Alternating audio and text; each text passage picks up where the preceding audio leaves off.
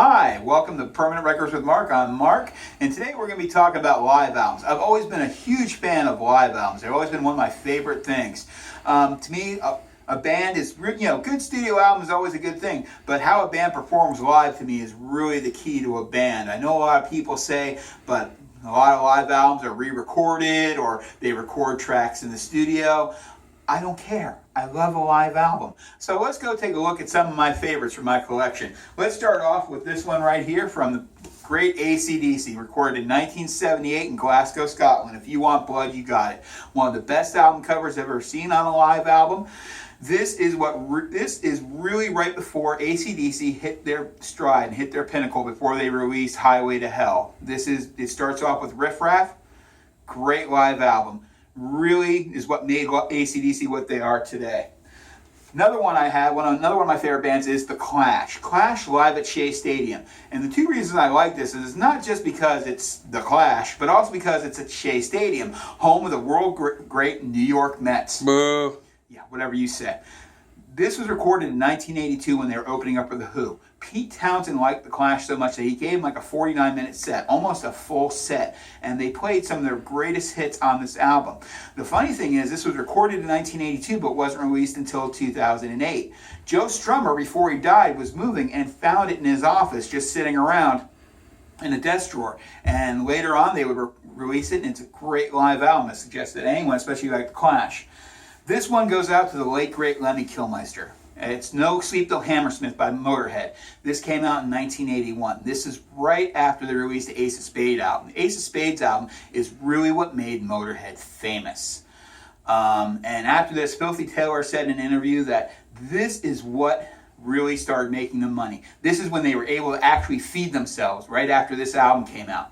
This is when they really felt they made it big, is when they came out with this album. Now, notice the title, No Sleep Till Hammersmith. Now, there's a lot of bands that have played on that too, like Beastie Boys, No Sleep Till Brooklyn, Stiff Little Fingers, No Sleep Till Belfast. It's really an iconic album. Now, let's see if we notice this little pattern in the next 5 albums I'm going to show you. Let's start off first with this classic, Deep Purple, Made in Japan. Deep Purple is one of the greatest bands in the world. Who doesn't know Deep Purple? Who doesn't know Smoke on the Water? They released Machine Head. Machine Head started making them into a big band. But it wasn't until this that they really became a household name. And they released the Smoke on the Water single from this. And then everybody fell in love with Deep Purple. And Deep Purple became a household name. Next, a play on words for this album, Made in Japan by Iron Maiden. This was released in 1981. This was the last album they ever recorded with Paul Di'Anno. It's only a 5-song EP, but I think it's them at their best at that period. Last album with Paul Di'Anno, and if you can find the Argentina cover of this, there's a cover where Eddie is holding Paul Di'Anno's severed head up.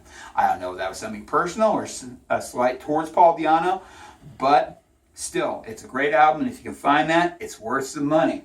Here, now is Cheap Trick live at the Budokan in, of course, Japan. This is what made Cheap Trick a household name. Cheap Trick had a few albums under their belt. They were a great band, but it wasn't until they released this and they released a live version of Surrender and I Want You to Want Me that really put them on the radio and really made them a famous band. Now, who doesn't know Cheap Trick? They're another staple of rock and roll radio. They're another household band. Everyone knows them. Your mom probably knows about them. Great band. And last but not least, Judas Priest, Unleashed in the East. Right before they became the mega international band that they were with their release of British Steel, they released this. This is a great live album. This is also recorded in Japan. One of their best albums to date. Much better than a lot of their other live albums they've ever put out. And I think it's really great. One thing I've always noticed about this, if you notice for the past 5 albums, a lot of live albums back in the 70s and 80s were recorded in Japan. And I've done research and looking this up. 2 of the reasons is that A, it said something about your band, that we are now playing all over the world. We're playing in Japan. We're traveling to the exotic Far East. And the second thing was, too, Japanese audiences are great audiences. They're very passionate, they're very vocal, and they know when to applaud and not to applaud. And it really does sound great. Hey, look at this crowd we got. Hey, and we're playing in Japan. So if you look, a lot of albums released from Japan in that era were great live albums.